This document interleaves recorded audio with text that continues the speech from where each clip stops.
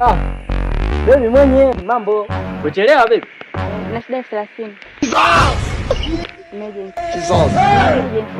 Una shida na F30? Leo? Sasa hivi yani. Okay.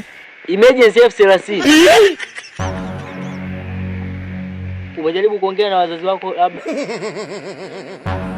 Emergency ya F30. Umekucha. Yaani umeshafika hatua ya kupata emergency F30. Ukitaka kuniomba hela vizuri, niambie siku 3 kabla. Siku 3 kabla ya emergency utapata hela vizuri. Hela ziko kwenye mipango. Unapata emergency F30. F30 nzima.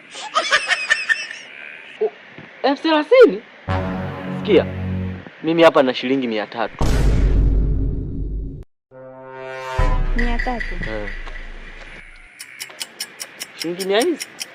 300 ndo nitakusaidia. Au fanya hivi. Mimi nimeshakufa. Wewe ni mjane. Zoe.